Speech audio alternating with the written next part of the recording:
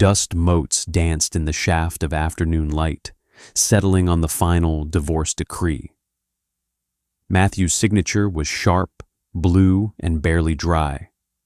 3 days later, he married a woman who didn't know the sound of his sleep apnea or the way he chewed the inside of his cheek when he lied. He called her his soulmate. Lucy called her lawyer and asked if she could legally burn his remaining golf clubs. She couldn't, so she sold them. Divorce didn't feel like a broken heart to Lucy.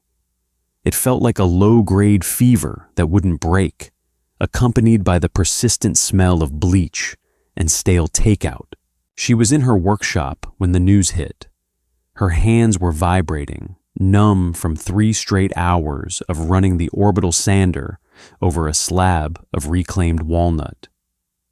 The air was thick with wood flour and the sharp, chemical tang of tung oil.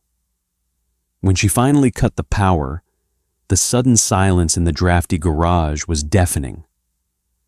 Her phone buzzed on the workbench, shivering against a stray chisel. It was a text from her sister, Allison. Just an image file and a single question mark. Lucy wiped her hands on her canvas apron, leaving twin streaks of brown dust, and tapped the screen. It was a screenshot of an Instagram post. Matthew, her husband of 9 years, her ex-husband of exactly 72 hours, was wearing a linen suit. Beside him stood Sarah. Sarah, the colleague. The friend who just gets my stress. She was draped in a slip dress the color of oatmeal. Actually, her whole aesthetic was oatmeal. Beige, ecru, muted taupe. She looked like a woman who only drank room temperature water with lemon and had never once sweated through a t-shirt. They were standing under an arch made of pampas grass. The caption read, "Sometimes you just know. Finally, forever." Lucy stared at the screen until the backlight dimmed, then went completely black. She didn't cry. Crying was for movies. Instead, a hot, sour ball of acid climbed up her throat. She walked over to the utility sink in the corner of the shop, turned the cold tap, and splashed water onto her face. The water smelled faintly of rust. She looked up at the cracked mirror taped to the drywall. Her hair was plastered to her forehead with sweat. Her safety glasses had left deep red indentations on the bridge of her nose, and she had sawdust in her teeth. Matthew had always hated the workshop. "You smell like a lumberjack, Lucy," he'd say, pinching the bridge of his nose, pulling his perfectly ironed collar away from his neck as if her grime might jump across the kitchen island and stain him. He was a vice president in acquisitions. He lived in spreadsheets, quarterly projections, and rooms that smelled like ozone and expensive cologne. Lucy lived in tactile reality. Wood grain, splinters, the groan of a house settling. 10 years she spent ironing those collars.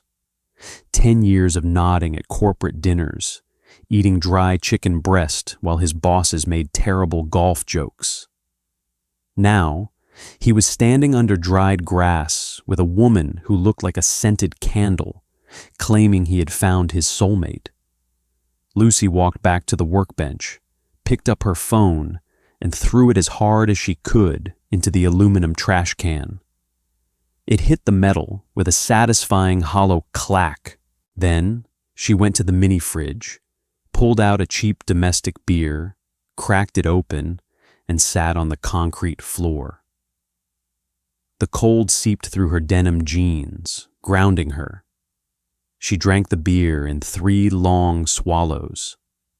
It tasted like tin and cheap hops. She wanted to feel righteous. She wanted to feel a clean, purifying anger, but mostly she just felt profoundly tired. Lucy looked at the unfinished walnut slab. It was a dining table commissioned by a young couple in the city. a table for dinner parties, for arguments over bills, for eventual silence. Matthew had taken the house. She had taken the shop equipment and a meager settlement, enough to rent this damp, drafty warehouse on the edge of town. He got the minimalist leather sofas. She got the bandsaw. At the time, it felt like a victory. Sitting on the cold concrete, smelling the lingering odor of sour beer and tongue oil, it felt like she had let him amputate a limb and thanked him for the privilege.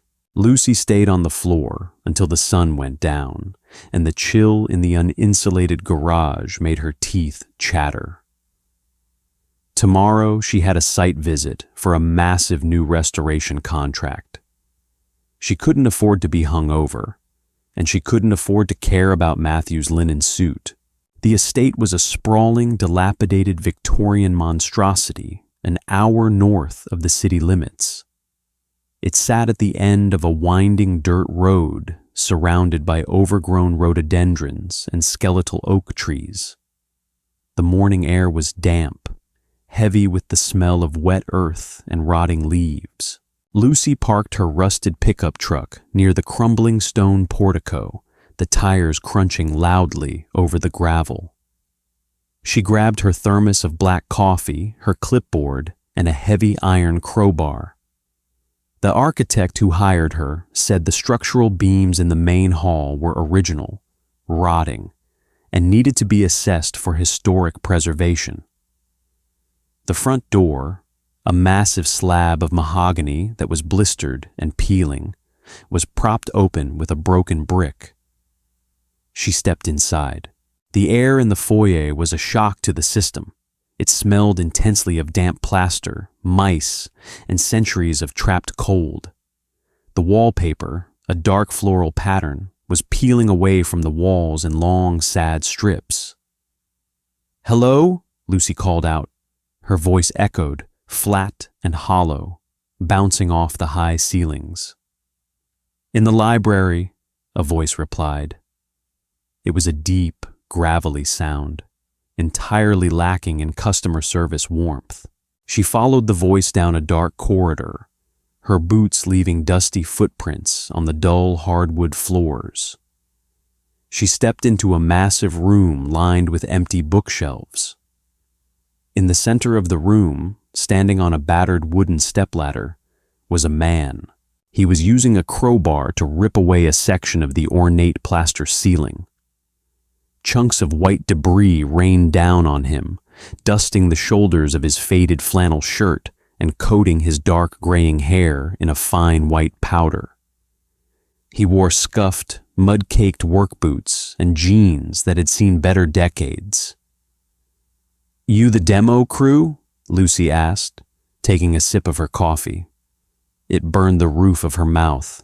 He stopped hacking at the ceiling, lowered the crowbar, and looked down at her. His eyes were a startling, pale gray, surrounded by crinkles born of squinting into the sun or frowning. At the moment, he was definitely frowning.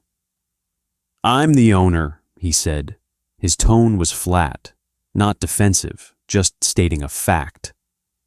Lucy blinked. The architect hadn't mentioned the owner would be doing his own demolition.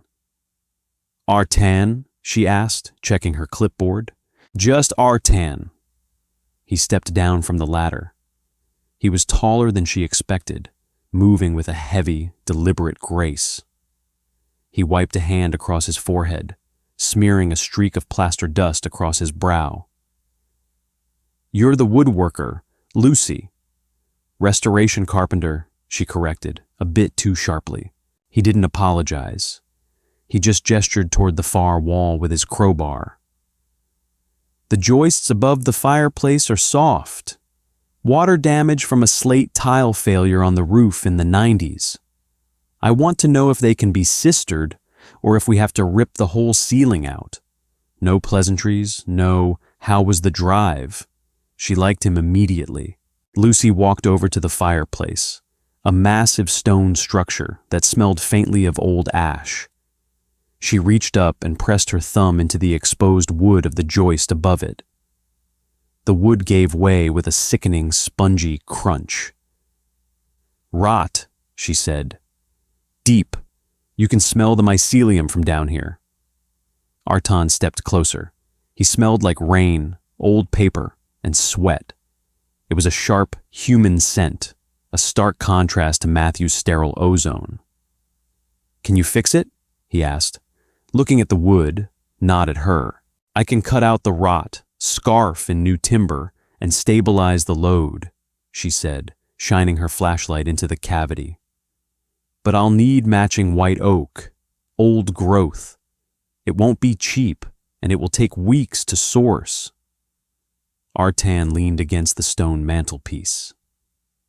He pulled a rag from his back pocket and wiped his hands. "Money isn't the issue. Time is. The structural engineer comes back in a month," Lucy snorted. "Money is always the issue in restoration. The wood you need isn't sitting at the local hardware store. I have to find a dismantled barn or a specialty lumber yard that has timber milled 100 years ago." "Then find it," he said simply. He looked at her then, really looked at her. His pale eyes tracked over her dusty canvas jacket, the dark circles under her eyes, the white knuckle grip she had on her clipboard. "You look like you haven't slept in a week." Her jaw tightened. It was true, but she didn't need a stranger pointing it out. "I sleep fine. Do you want the estimate by Friday, or should I just leave now?" Artan held her gaze for a long moment. There was no apology in his face, but the harshness in his eyes softened a fraction. "Friday is fine, Lucy, and—" He gestured vaguely toward her hand. "You're bleeding." She looked down. A massive splinter from the mahogany door had shoved its way under the skin of her palm. A slow bead of dark red blood was welling up, pooling in the crease of her hand. She hadn't even felt it. "I have a first aid kit in the truck," she muttered, suddenly embarrassed. She hated showing weakness on a job site. "I have iodine and bandages in the kitchen," Artan said, already turning to walk away. "Follow me, before you bleed on the floorboards. They're original." The kitchen was as gutted as the rest of the house, but there was a battered metal folding table in the center, holding a coffee pot, a stack of blueprints, and a green metal first aid box. Artan poured rubbing alcohol onto a cotton pad. "Hand," he ordered. She hesitated, then held out her hand. His grip was rough, his palms calloused and hard. He didn't offer a warning before pressing the alcohol-soaked pad to the wound. Lucy hissed through her teeth, her instinct to yank her hand away, fighting against her pride. "Quiet," he murmured, his thumb pressing firmly against the base of her thumb to keep her hand steady. He used a pair of fine tweezers to dig the splinter out. It hurt like hell, a sharp, white-hot sting, but his hands were incredibly steady. "So," Artan said, wrapping a piece of white tape around her palm. "Who died?" She stared at him. "Excuse me?" "You have the look," he said, taping the end down and letting go of her hand. "It's either a death or a divorce.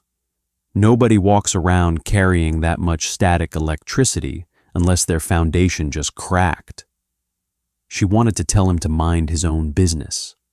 She wanted to pack up her truck and drive back to the city. But the silence in the kitchen was heavy, and the smell of the rubbing alcohol was cutting through the damp rot of the house, clean and sharp. "Divorce," she said, the word tasting like rust on her tongue. 3 days ago, he got remarried yesterday." Artan didn't gasp. He didn't offer a sympathetic tilt of his head or tell her that she'd find someone better. He just capped the iodine bottle. "Efficiency," Artan grunted, turning to put the kid away. "Saves time. Now you don't have to wonder if he's coming back." It was the most brutal, unsentimental thing anyone had said to her in months. Her sister had cried. Her mother had sent her vague, uplifting quotes about closed doors and open windows. Artan's bluntness felt like a bucket of ice water. It was terrible, and it was exactly what she needed.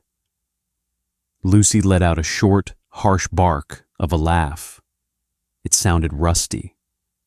"Yeah, efficiency." Artan picked up his coffee cup. "Take your measurements, Lucy. I want that estimate by Friday." Lucy spent the next 3 weeks waist-deep in the rot of Artan's estate. The work was grueling. Her shoulders ached constantly, a dull, pulsing throb that settled deep into her joints by the time she drove home every night. But the physical exhaustion was a relief. It crowded out the noise in her head. Artan was a ghost who occasionally materialized to hand her a check or silently hold the other end of a massive oak beam. They rarely spoke beyond dimensions, load-bearing capacities, and timber prices. She learned that he drank his coffee black, ate cold sandwiches out of wax paper, and possessed a vast, frighteningly detailed knowledge of 19th century architecture. Lucy assumed he was an eccentric contractor who had bitten off more than he could chew with this property. He certainly dressed like it.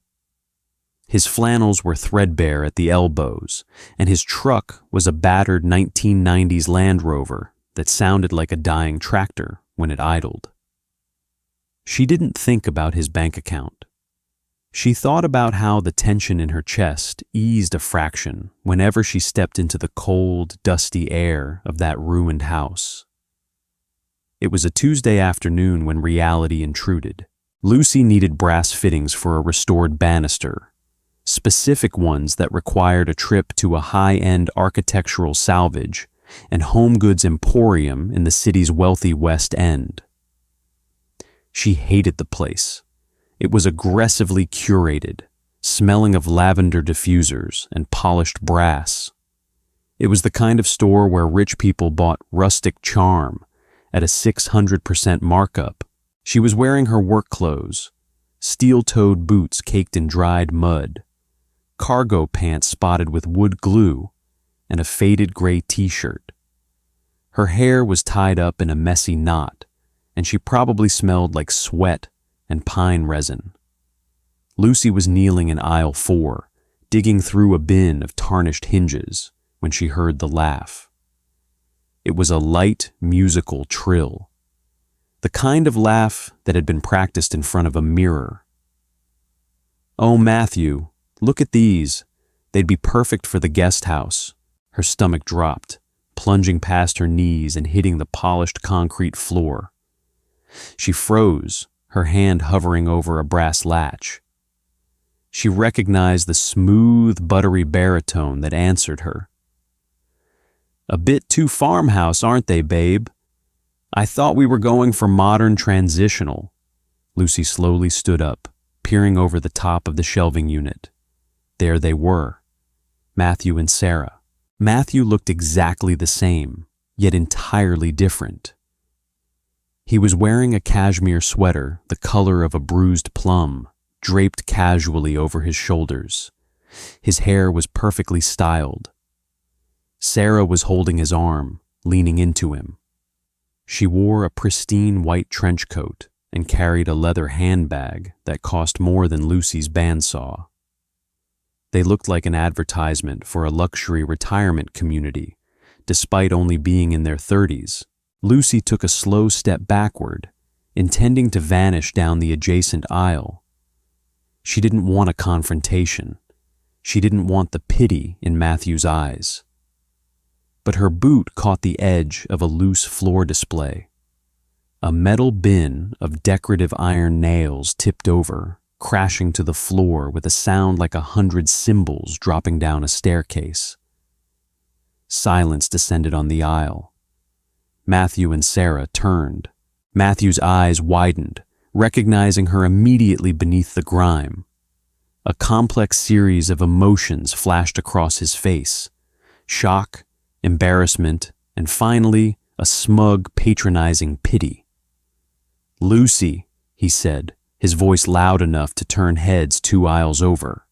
She wanted the floor to open up and swallow her, but she forced her spine straight. Lucy wiped her hands on her thighs and stepped out from behind the fallen bin. "Matthew," she said. Her voice sounded flat, even to her own ears. Sarah looked at her. Her eyes dropped to Lucy's boots, then up to her messy hair, taking in the wood glue and the dirt. She offered a small, sympathetic smile that made Lucy want to commit arson. "Lucy," Sarah said, her voice dripping with artificial sweetness. "Matthew has told me so much about you. I've been hoping we'd run into each other." "Liar," Lucy thought. "We were just looking at fixtures for the new property," Matthew said, stepping slightly in front of Sarah, a protective gesture that stung more than the divorce decree. "How are things? Still playing with wood?" Playing with wood. 10 years of building a business, and he still reduced it to a hobby. "Still running my company, yes," Lucy said, tight-lipped. Matthew sighed, a heavy, dramatic sound. "Lucy, you know, if you're struggling, my accountant could look over your books. There's no shame in needing a bailout. The settlement wasn't meant to last forever." Her vision tunneled. He was doing this on purpose, asserting dominance in front of his pristine new wife, contrasting Lucy's messy reality with his sanitized success. She opened her mouth to tell him to go to hell, to tell him she didn't want a dime of his money. "Excuse me." The voice was low, gravelly, and cut through the lavender-scented air like a rusty saw blade. Lucy jumped. Artan was standing right behind her. She hadn't heard him approach. He was wearing his usual attire, a dark, heavy canvas jacket, mud-caked boots, and a scowl. He looked massive in the narrow aisle, dwarfing Matthew's polished frame. In his hands, he held a large, heavy-looking solid brass door knocker shaped like a lion's head. "Artan," Lucy said, genuinely startled. "What are you doing here?" "Looking for you," Artan grunted. He didn't look at her. His pale, sharp eyes were locked onto Matthew. The air in the aisle seemed to drop 10 degrees. Matthew puffed his chest out slightly, adjusting his cashmere sweater. "Can we help you, pal? We're having a private conversation." Artan ignored him entirely. He stepped past Lucy, invading Matthew's personal space by a fraction of an inch. He tossed the heavy brass knocker into the air and caught it with a dull thud. "Lucy," Artan said, his voice rumbling in his chest. "The structural engineer approved your load calculations on the west wing. He said the timber framing work was the best he's seen in a decade." She stared at Artan, bewildered. "He did?" Artan nodded slowly, still staring at Matthew. "He did, which means we're moving ahead with phase 2. I wired the second retainer to your business account this morning." He paused, his gaze slowly dragging over Matthew's cashmere sweater, then down to Sarah's pristine trench coat. 50,000 clear. I expect you on site tomorrow at 6 a.m. We have a roof to pitch." Matthew's mouth opened, then closed. $50,000 was a massive retainer for a single phase of a carpentry job. His eyes darted from Lucy to Artan, trying to assess the hierarchy. 50 grand, Matthew scoffed, trying to regain his footing. "For a framing job? Whoever you are, you're getting taken for a ride. She's adequate, but..." Artan didn't raise his voice. He didn't have to. The quiet menace in his tone was enough. "I don't pay for adequate," Artan said softly. "I pay for excellence. And Lucy is the master carpenter overseeing a $12 million historical restoration on my estate. So, if you're quite finished interrupting my general contractor's time, we have work to do." Sarah blinked rapidly, her smile faltering. "12 million? Artan finally looked at her. "Give or take, depends on the price of copper." He turned his back on them, dismissing them entirely. He looked down at Lucy. "Did you find the hinges?" Lucy was paralyzed, her heart hammering against her ribs. She looked at Matthew. The smug patronization was completely gone, replaced by a confused, slightly panicked inferiority. He looked small. For the first time in 10 years, Matthew looked small to her. "Yes," she breathed out, finding her voice. "In the bin. Good. Bill them to the estate account." Artan turned his head slightly back toward Matthew. "If you need a bailout on those farmhouse fixtures, let me know. I hear interest rates are rough right now." He didn't wait for a response.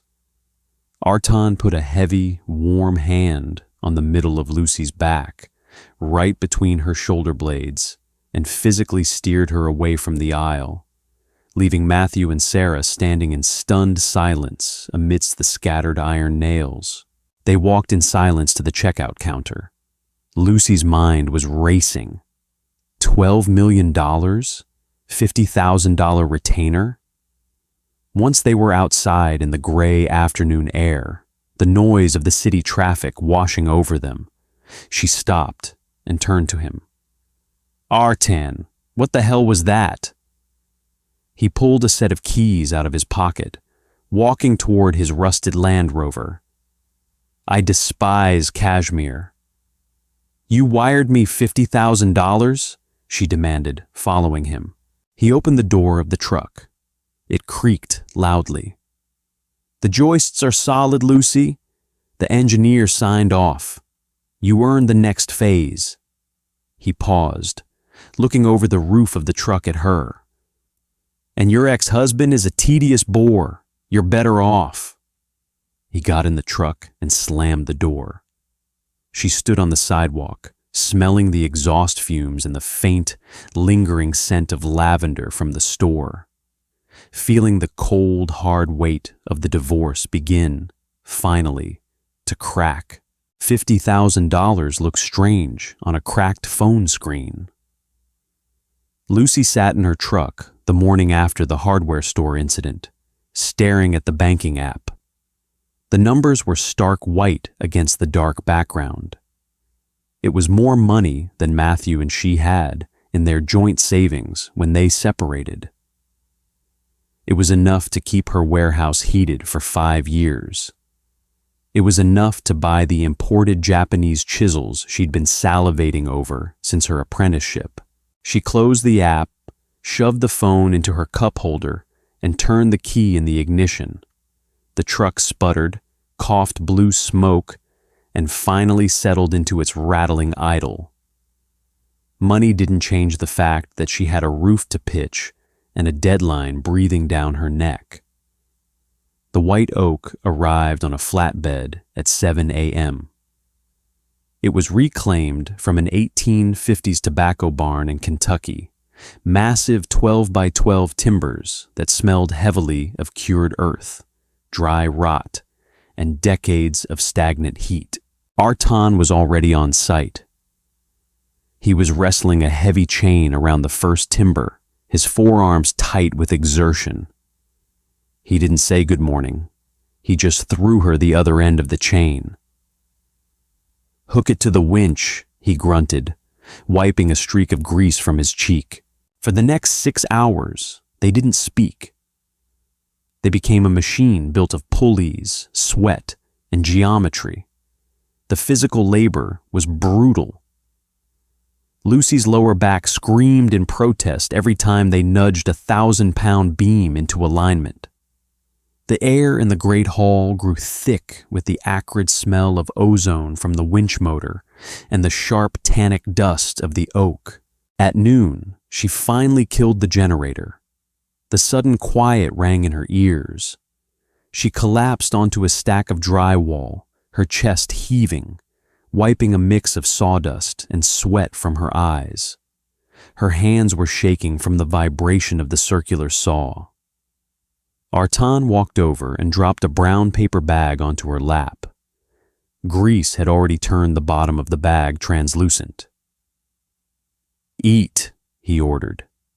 He sat on a plastic bucket a few feet away, prying the lid off a lukewarm coffee. She opened the bag. A double cheeseburger from the diner down the highway.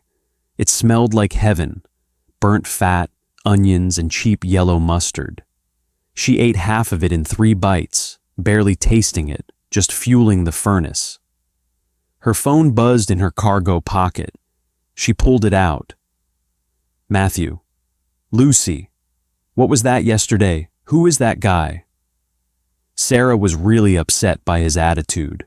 Lucy stared at the text. A familiar, sickening knot twisted in her stomach. It wasn't heartbreak anymore. It was an involuntary muscle memory. 10 years of conditioning, of managing Matthew's emotions, of smoothing over rough edges so he wouldn't sulk. Her thumb hovered over the keyboard, instinctively drafting an apology she didn't owe. "I'm sorry, he's just my client. I didn't mean to cause a scene." "You're bleeding again," Artan said. She snapped her head up. Artan was pointing a heavily calloused finger at her phone. She looked down. She was gripping the device so hard that a healing split on her knuckle had cracked open, smearing a tiny dot of blood on the glass screen. "It's nothing," she muttered, wiping it on her jeans. "He texted you," Artan stated. It wasn't a question. He took a bite of his own burger, his pale eyes locked onto her face. "And you're figuring out how to make him feel better about making you feel small." Her jaw clenched. "You don't know anything about my marriage.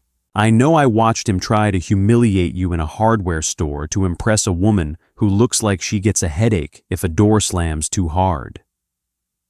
Artan chewed slowly, swallowed.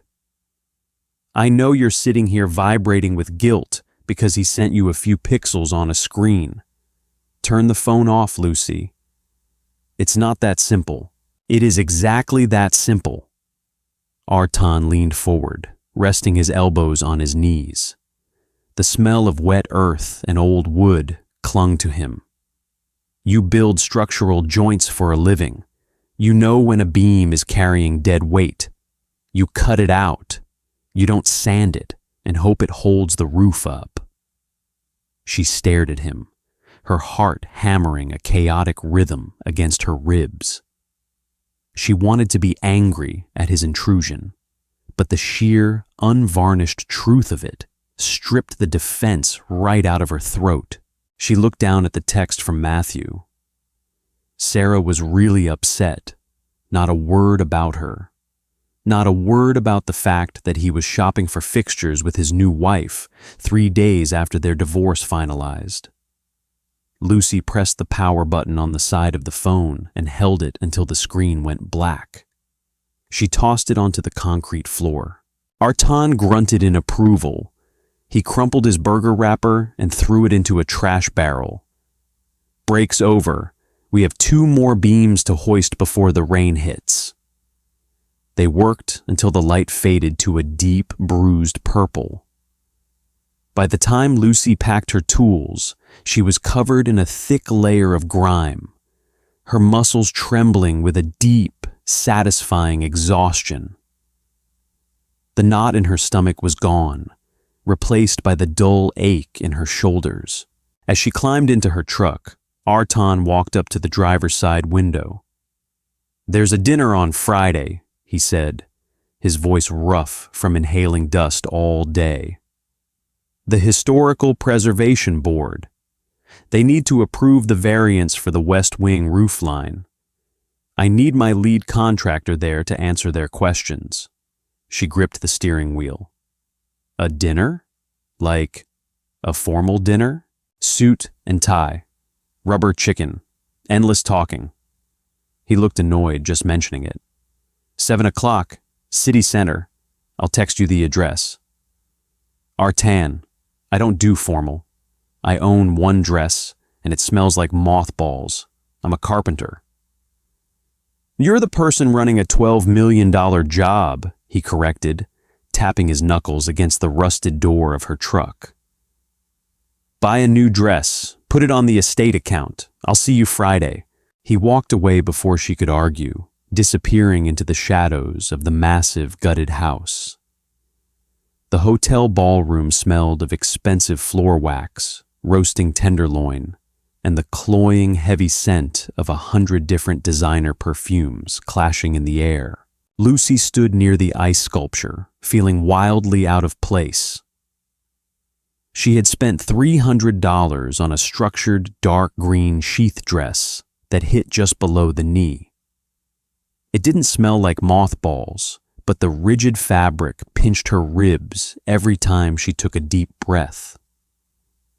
Her hair was blown out, devoid of sawdust, but she couldn't hide the dark, bruised half-moon under her thumbnail or the fresh calluses on her palms.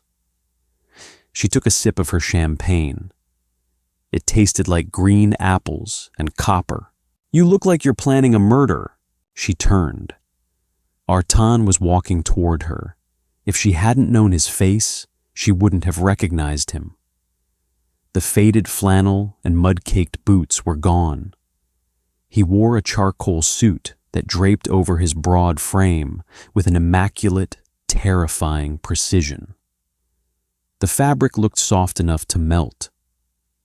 His gray hair was neatly swept back, and his pale eyes caught the light from the chandeliers, sharp and assessing. He smelled like crisp linen and a faint hint of sandalwood. He didn't look like a guy who ripped down plaster ceilings with a crowbar. He looked dangerous. I'm planning a swift exit, she muttered, shifting her weight. Her new heels were already digging a blister into her left Achilles tendon. These people keep looking at my hands like I'm carrying a disease. Artan glanced down at her hands. They're looking at your hands because you actually use them. Don't apologize for it. He handed her a glass of whiskey. Drink this. The champagne here is garbage. She took the glass, the heavy crystal cool against her fingers. So, when does the board interrogate me about the roofline? They already approved it, Artan said, taking a sip of his own drink. She choked on the whiskey. It burned a fiery trail down her throat. What? Then why am I here? Because, a voice slithered over her shoulder before Artan could answer. Artan Cole doesn't go anywhere without his latest acquisition. Her spine stiffened. She knew that voice. She turned around. Matthew stood there, holding a martini. He was wearing a tuxedo that fit him perfectly, but right now, his face was a mask of poorly concealed shock. Sarah was beside him, wearing a pale blue silk gown, her eyes wide as she took in Artan's suit. Matthew, Lucy said, her voice tight. Matthew ignored her.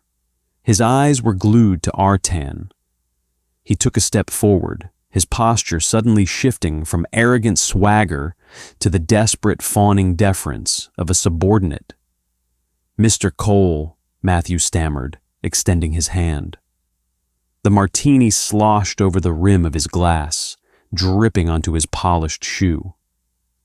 Matthew Miller, Vice President of Acquisitions at Vanguard Holdings. We pitched you on the waterfront development project last quarter. Artan looked at Matthew's extended hand for a long, painful 3 seconds before slowly taking a sip of his whiskey. He didn't reach out. I remember the pitch, Miller, Artan said, his voice dropping an octave, losing all the rough warmth he had at the job site. It was cold, glacial. Your projections on commercial zoning were entirely fictional, and your firm tried to bury the environmental impact study. I passed. Matthew's face drained of color. He slowly lowered his hand. Right. Well, we've restructured our analytical team since then. I don't care, Artan interrupted quietly. Sarah, sensing the disastrous shift in the atmosphere, tried to intervene with a bright, brittle smile. We were just so surprised to see Lucy here. It's such an exclusive event. We didn't realize you two knew each other. Artan finally looked at her. Lucy is my lead contractor on the Highland Estate restoration. Matthew's eyes darted to Lucy, genuine bewilderment breaking through his panic. Wait, you're working for Cole Enterprises? Lucy, do you have any idea who he is? She looked at Artan. Cole Enterprises, the massive real estate and development conglomerate that owned half the city's skyline. The company Matthew's firm had been trying to land a contract with for half a decade. Matthew used to pace their living room, stressing over emails from Cole's mid-level managers. Artan wasn't a rich eccentric. He was a billionaire. She looked back at Matthew. The superiority he had worn in the hardware store was entirely gone. He looked terrified. He was looking at her not as his discarded, messy ex-wife, but as someone standing next to the man who held the keys to his entire career trajectory. I know he pays his invoices on time, she said to Matthew, keeping her voice perfectly level. And he doesn't complain about the smell of sawdust. Matthew swallowed hard. He looked like he was suffocating in his tuxedo. Lucy, maybe we could grab a coffee next week. Just catch up. Vanguard is looking for a consultant on some historical properties. It was pathetic. The transparency of his greed was so sharp, it physically repulsed her. 3 days after marrying Sarah, he was trying to leverage their dead marriage to get an introduction to her boss. Lucy felt a sudden, profound exhaustion. She didn't want revenge. She didn't want to destroy him. She just wanted him to leave her alone. Artan stepped closer to her, the faint scent of sandalwood cutting through the heavy hotel air. He didn't put a hand on her, but his physical presence was a wall between her and Matthew. Miller, Artan said softly, if you ever approach my contractor outside of a professional bidding environment again, I will personally ensure Vanguard Holdings never secures another commercial permit in this state. Am I making myself entirely clear?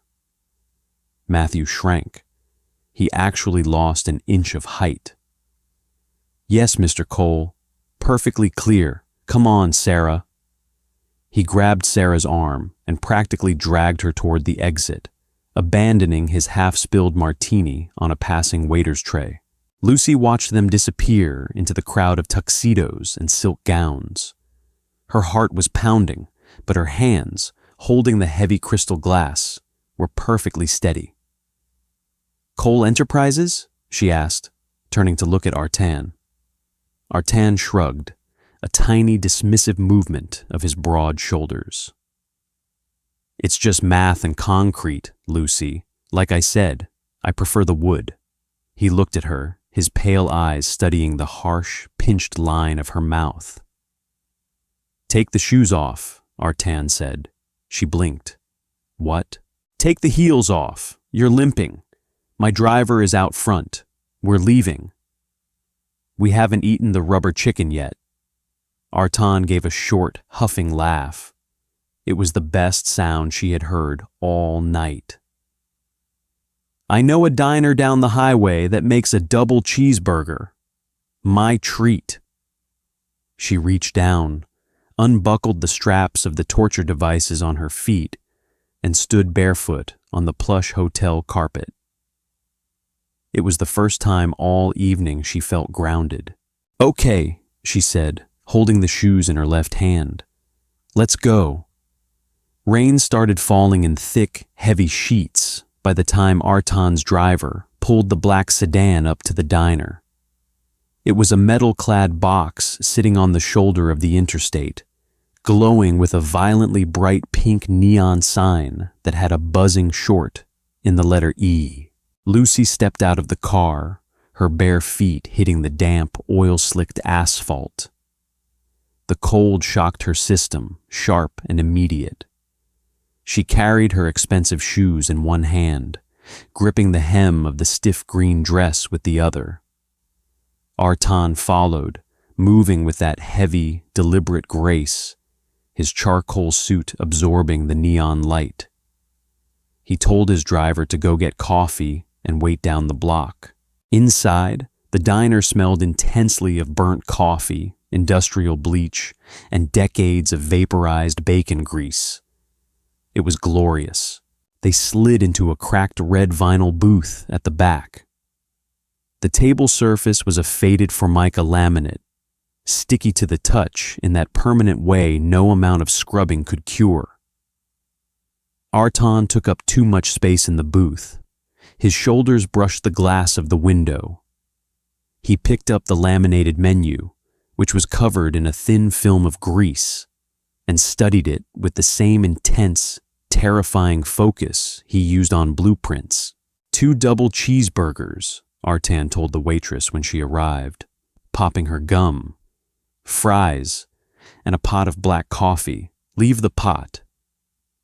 She didn't bat an eye at the billionaire in the bespoke suit or the barefoot woman in the cocktail dress. She just scribbled on her green pad and walked away. Lucy set her shoes on the seat beside her and leaned her elbows on the sticky table. Her feet were throbbing, a dull pulse matching the erratic buzz of the neon sign outside. She looked at Artan. He was rolling his shirt sleeves up, exposing thick forearms dusted with dark hair and a jagged silver scar running from his left wrist to his elbow. He caught her looking. "Table saw," he said flatly, tracing the scar with his right thumb. 1998. I wasn't using a push stick. Complacency costs you.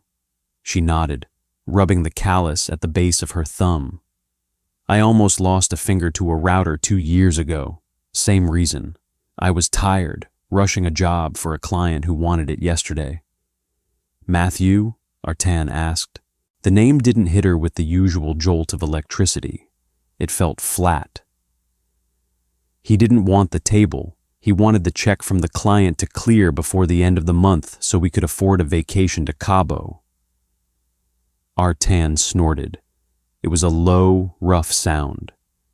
Cabo, overpriced tequila and sunburns. The waitress dropped 2 heavy ceramic mugs on the table and sloshed hot black coffee into them. It smelled like battery acid. Lucy wrapped her cold hands around the mug, letting the heat seep into her skin. "Why didn't you tell me?" she asked, looking down at the dark liquid. "About who you were." Artan picked up his mug, taking a slow sip. He didn't flinch at the heat. "I introduced myself as Artan. You introduced yourself as Lucy. We had a rotting floor joist to sister. My bank account doesn't swing a hammer, and my stock portfolio doesn't know how to scarf a timber joint. You needed a job. I needed a carpenter. You let me yell at you about lumber prices." "You were right about the lumber prices," he countered smoothly. "The white oak market is a racket right now." He set his mug down, leaning forward. His pale eyes locked onto hers, shedding the boardroom armor and returning to the man she knew in the dust of the gutted house. "I bought that estate because everyone else in my firm told me to tear it down," Artan said, his voice dropping below the hum of the diner's refrigerators. They looked at the water damage, the peeling wallpaper, the sagging roofline, and they saw a liability. They wanted me to bulldoze it and subdivide the land for McMansions. "Why didn't you?" "Because the bones were good," Artan said simply. The foundation is solid granite. The structural timbers beneath the rot are old-growth timber that you can't buy anymore. It just needed someone willing to strip away the garbage, cut out the dead wood, and put in the work. He held her gaze. The silence stretched between them, thick and heavy with unspoken parallels. She thought about her marriage. 10 years of patching drywall over a crumbling foundation. 10 years of pretending the roof wasn't leaking because Matthew hated the sound of rain. The waitress arrived with their plates, dropping them onto the table with a clatter. The burgers were massive, oozing with yellow cheese and grease. Artan picked his up. "Eat, Lucy. Tomorrow we start framing the grand staircase." She picked up the burger. The first bite tasted like salt, iron, and survival. For the first time in 6 months, her chest didn't feel like it was wrapped in steel wire. The phantom limb of her marriage was gone. In its place was a quiet, empty space. It wasn't happiness, not yet, but it was quiet, and it felt like a foundation she could build on. Winter arrived, not with a gentle frost, but with a brutal, biting wind that stripped the last dead leaves from the rhododendrons in a single afternoon. The estate was a different beast now. The gaping holes in the roof were sealed tight with new slate. The rotten joists were gone, replaced by massive, raw, white oak timbers that smelled of fresh sap and structural integrity. Lucy was in the library, kneeling on the newly installed herringbone floor. The air was thick with the scent of boiled linseed oil. She was rubbing the oil into the wood by hand, using a heavy canvas cloth. The repetitive, circular motion was hypnotic. Her shoulders ached, a deep, familiar burn, but her hands moved with a steady, practiced rhythm. Her phone vibrated on the windowsill. She didn't rush to answer it.